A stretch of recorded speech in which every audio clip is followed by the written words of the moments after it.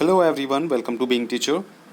बहुत से बच्चों के कमेंट्स आ रहे हैं कि सर करेक्शन कैसे करना है, करेक्शन की डेट क्या रहेगी और करेक्शन में क्या क्या हम लोग मतलब करेक्शन उसका कर सकते हैं, क्या क्या हम उसमें सुधार कर सकते हैं फॉर्म में, सीटेट के फॉर्म में। क्योंकि यूपी टेट के फॉर्म में यूपी टेट वालों ने कोई भी करेक्शन की सुविधा नहीं दे रखी है। तो यूपी टेट के फॉर्म में अगर आप कोई भी गलतियाँ करते हैं तो वो आपको मुश्किल में डाल सकती हैं। तो कोशिश कीजिए कि फॉर्म को गलत ना भरें। फॉर्म जब आप भरें तो आप अपने सामने इंटरनेट कैफ़े, जब आप वहाँ पे कैफ़े में जाते हैं तो अपने सामने बैठ के फॉर्म अपना खुद भरवाएं। एंट्री अपनी कम से कम 2 से 3 बार चेक करें, ठीक है। पासिंग ईयर चेक करें, मार्कशीट नंबर चेक करें। तो इन सभी चीज़ों को चेक करें जिससे कि आपको करेक्शन करने की कोई नौबत ही ना आए, ठीक है। करेक्शन करने का आपको कोई चांस ही ना हो कि आपको करेक्शन स्टार्ट करना पड़े फिर से।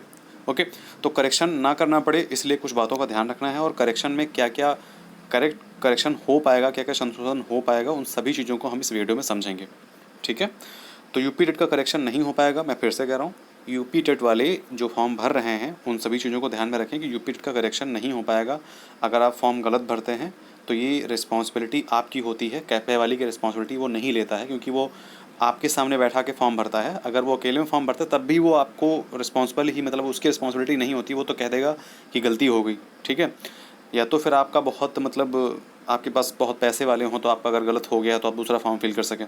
अदरवाइज़ आपको अगर फॉर्म फिल करेक्ट करना है तो आपको वहीं पे बैठ करके अपना फॉर्म कम से कम अच्छे से फिल करवाना रहेगा, ठीक है।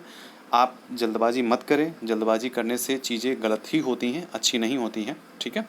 तो इसीलिए यूपी टेट का फॉर्म 25 डेट है यूपी टेट की, तो यूपी टेट का जो फॉर्म है वो गलत ना भरें। बहुत से बच्चे हैं जिन लोगों ने यूपी टेट सीट दोनों का फॉर्म गलत भर दिया है और कमेंट्स आते हैं कि सर गलत फॉर्म भर दिया है, मैं क्या करूं।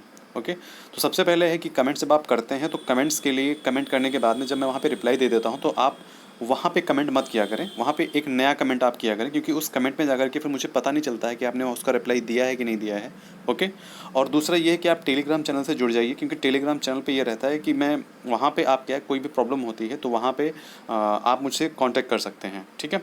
तो वहाँ पे चीज़ें थोड़ा सा इजी हो जाती हैं जब आप जा कर के वहाँ पे टेलीग्राम पे कांटेक्ट करते हैं, क्योंकि वहाँ पे बात आराम से हो जाती है। कमेंट में क्या होता है कि आप जब रिप्लाई देते हैं तो चीज़ें वो नहीं हो पाती, ठीक है। तो चलिए हम अब ये बताते हैं कि फॉर्म का करेक्शन कैसे करना है, क्योंकि करेक्शन का मतलब बहुत ज़्यादा प्रोसीजर मतलब लंबा नहीं रहेगा, क्योंकि करेक्शन का एक सिंपल स्टेप रहेगा कि आपको फॉर्म करेक्शन के लिए एक डेट दी जाएगी 22 से लेकर के 28 अक्टूबर तक। उस डेट में आपको करेक्शन करना रहेगा। ओके, तो करेक्शन करने के लिए सबसे पहले तो आपको क्या करना है कि वेबसाइट पर जाना ही है, यही सीटेट जो है .NICET.in इस वेबसाइट पर जाना है। और वेबसाइट पर जाने के बाद में आपको यहाँ पे दिया हुआ है, इस लाइन में दिया हुआ कह रहा है कि अगर आपने फॉर्म एक बार फिल कर लिया है, ठीक है, तो आप उसको दोबारा चेंज नहीं कर सकते हैं। आपने अगर एक बार फ़ीस सबमिट कर दी है तो आप उसको दोबारा चेंज नहीं कर पाएंगे। मतलब जब तक आपने फ़ीस सबमिट नहीं की तब तक आप फॉर्म को एडिट कर सकते हैं, सब कुछ कर सकते हैं। लेकिन अगर आप फॉर्म ने फ़ीस सबमिट कर दी है तो आप एडिट उसको नहीं कर सकते हैं। ओके, अब हम आते हैं यहाँ पे कि इन्होंने बताया है कि फॉर्म में चेंजेस क्या रहेंगे। ओके, यहाँ पे दिया है कि the board will be responsible for any consequences arising out of non acceptance of any correction, addition and deletion, ठीक है, deletion in any particular once field in the application form whatever the reasons may be. तो यहाँ पे दिया है कि अगर आपने फॉर्म फिल कर दिया है, ठीक है, तो आप उसको अगर कोई नॉन एक्सेप्टेबल मतलब पार्ट है, कोई नॉन एक्सेप्टेबल जो है एंट्री है, तो आप वहाँ पे उसको करेक्शन नहीं कर पाएंगे। वहाँ पे आप मतलब वहाँ पे ना आप उसको डिलीट कर सकते हैं, करेक्शन की डेट जब करेक्शन की डेट आएगी तो वहाँ पे आप डिलीट नहीं कर सकते हैं। वहाँ पे जो चीज़ें होगी, वहाँ पे जिस चीज़ का करेक्शन करना है वहाँ पे इस पार्ट में दिया है कि वहाँ पे आप कौन कौन से पार्ट में करेक्शन कर सकते हैं, ठीक है। तो यहाँ पे कुछ पार्ट्स दिए हैं, सिर्फ उसी पार्ट में ही आप करेक्शन कर पाएंगे।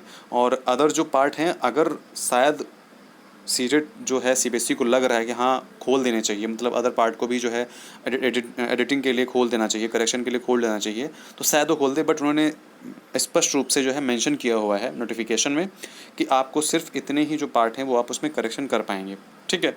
देखिए यहाँ पे एक जगह प्रॉब्लम आ रही है बच्चों को कि पासिंग ईयर को लेकर के बहुत ज़्यादा कंफ्यूज हैं। पासिंग ईयर को मैंने हर बार हर वीडियो में मैंने बताया है कि जो पासिंग ईयर है, अगर आपका 2020 से 22 है तो आप 22 भरेंगे, ठीक है। वहाँ पे आप 21 नहीं फिल करेंगे, क्योंकि 21 उन्हीं का है, वहाँ पे उसने साफ साफ कहा है ना। आप ये पढ़ते क्यों नहीं हैं? आपने जब आप फॉर्म फिल करते हैं, कोड डालते हैं, कोड में देखिए कहीं पे लिखा है कि आपका फर्स्ट ईयर अपीयरिंग, कहीं भी नहीं लिखा ना, वहाँ लिखा है फाइनल ईयर अपीयरिंग। तो अगर आप 22 डालेंगे तभी आपका ये फॉर्म वैलिड माना जाएगा। अगर आप 21 डाल देंगे तो ये फॉर्म जो है इसमें थोड़ा सा मतलब वैलिडेशन जो है वो कम हो जाता है। ओके, आपके पास देखिए बहुत से बच्चों ने 21 भी भरा है, ओके। तो उसकी मुझे इतना नॉलेज नहीं है कि वो सही है या गलत है, वो उन्हीं को पता होना चाहिए, क्योंकि मुझे जो पता है, क्योंकि जो मेरे एक दो फ्रेंड जो जिन लोगों ने सीटेट करके नौकरी ले ली है, उनका तो यही सीन है कि उन्होंने 2020-2022 अगर वो हैं तो उन्होंने 2022 भरा था, क्योंकि एक हमारे फ्रेंड उनका 2018 से लेकर 2020 था, तो उन्होंने 2020 जो था वो पासिंग और अपीयरिंग ईयर में उन्होंने फिल किया था। उनका फर्स्ट ईयर का रिजल्ट नहीं आया था और उन्होंने एग्जाम्स दे करके फॉर्म फिल किया था, ठीक है, सिर्फ एग्जाम दिया था फर्स्ट ईयर का और फॉर्म फिल कर दिया था। तो उन्होंने अपीयरिंग और पासिंग में डाला था 20, ओके, 2020, क्योंकि उनका सीजन क्या था, 18 से 20 था। तो अब जिन लोगों ने फॉर्म गलत फिल कर दिया है, जिन लोगों ने 2021 था 22 डाल दिया है, 22 था 21 डाल दिया है, तो उनको अब ये करना है कि उनको अगर एडिट तो होगा नहीं अब, क्योंकि यहाँ पे देखिए, यहाँ पे हम सबसे पहले देख लेते हैं, यहाँ पे दिया हुआ है कि अगर हमको करेक्शन करना है तो नेम में करेक्शन होगा हमारे, ठीक है, फादर्स नेम में, मदर्स नेम में, डेट ऑफ बर्थ में, कैटेगरी में कि आप जनरल SC/ST हैं या फिर आप डिफरेंटली एबल्ड, मतलब आप क्या नाम आपका डिफरेंशली एबल हैं कैटेगरी में, जो चीज़ें फॉर्म भरी जाती हैं आप हैं कि नहीं हैं, ठीक है। फिर पेपर ऑप्शन, मतलब अगर आप पेपर 2 पेपर फर्स्ट के लिए आपने दोनों के लिए फॉर्म फिल कर दिया है तो उसमें मतलब आप पेपर दोनों को कर सकते हैं, ठीक है, दोनों पेपर ले सकते हैं, तो पेपर फर्स्ट और पेपर सेकंड को वहाँ पे चेंज कर सकते हैं, ठीक है। फिर सब्जेक्ट फॉर पेपर 2, तो पेपर 2 के लिए जो है आपने कौन कौन से सब्जेक्ट लिए, जैसे कि हिंदी लैंग्वेज जो चीज़ें होती हैं वो आप चेंज कर सकते हैं। जैसे कि फर्स्ट चॉइस सेंटर जो आपने चेंज किया है, जो फर्स्ट चॉइस का सेंटर, सिर्फ फर्स्ट चॉइस का जो आपने सेंटर चेंज किया है, मतलब जो फिल किया है सेंटर आपने फर्स्ट चॉइस का, जैसे कि वहाँ पे हम लोग सेंटर नहीं भरते हैं कि जिस स्टेट से हम बिलोंग करते हैं वहाँ पे हम सेंटर्स भरते हैं डिस्ट्रिक्ट के, तो वो आप चेंज कर सकते हैं। लैंग्वेज चेंज कर सकते हैं, ठीक है, फर्स्ट और सेकेंड। उसके बाद एड्रेस चेंज कर सकते हैं, ओके। एड्रेस चेंज करने के बाद में इंस्टीट्यूशन और जो कॉलेज यूनिवर्सिटी नेम है उसको चेंज कर सकते हैं, ठीक है। तो यहाँ पे एक और चीज़ चेंज कर सकते हैं कि बीएड है, डिग्री है, डिप्लोमा है, क्या है, मतलब अगर आपने बीएड किया है या डिप्लोमा किया है वो क्या किया, क्योंकि बहुत से बच्चों ने क्या किया है कि डिग्री पे लगा दिया है और उन्होंने किया क्या है, डीएलएड किया है। अब डीएलएड वाले बच्चे अगर डिग्री लगा देंगे तो वो तो डिग्री हो जाएगा, जबकि डीएलएड जो है ये डिप्लोमा है, ठीक है। तो इन सभी चीज़ों को आप मतलब समझिए कि कैसे फिल करना है।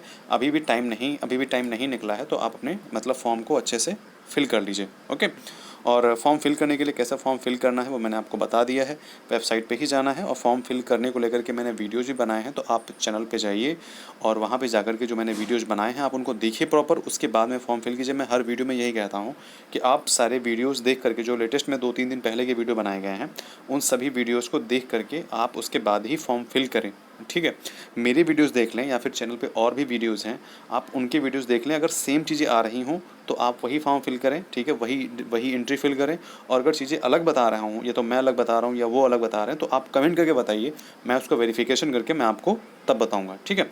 नहीं तो सारी चीज़ें इक्वल रहती हैं, चेंजेस कहीं भी नहीं रहते हैं, तो आप आराम से इत्मीनान से, ठीक है, आराम से इत्मीनान से फॉर्म भरिए, क्योंकि ये एक बार फॉर्म भरना है और इसमें आपका लाइफ का पूरा मतलब मान लीजिए कि पूरा मेहनत रहता है। अगर आपने इस फॉर्म को फिल कर दिया और आप सुपर डेट में नहीं बैठ पाए तो बहुत बड़ा, ये मान के लिए ह्यूज मिस्टेक हो जाएगा आपका। ये लाइफ भर, पूरी लाइफ सोचेंगे कि वो हमारे पास मौका था और हमने मिस कर दिया था, ठीक है।